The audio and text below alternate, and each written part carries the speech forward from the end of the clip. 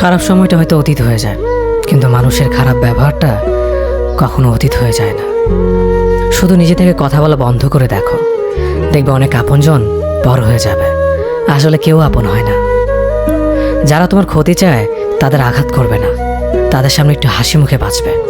দেখবে তুমি আঘাত করলে যা কষ্ট পেত, ওরা তার থেকেও বেশি কষ্ট পাবে।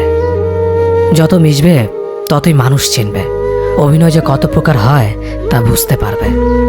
সবাইকে তোমার সত্যতা জানানোর দরকার নেই, যে যা ভাবে তা নিয়ে সমালোচনা করতে দাও।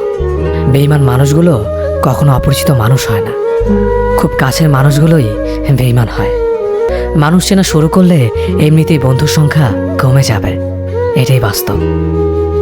3টি কথা মনে রাখবেন: যে তোমাকে সাহায্য করে তাকে কখনো ভুলে যেও না, যে তোমাকে ভালোবাসে তাকে কখনো ঘৃণা করো না, যে তোমাকে বিশ্বাস করে তাকে কখনো ঠকিও না। ধোঁকা একজনেই দেয়, কিন্তু বিশ্বাস সবার উপর থেকে উঠে যায়।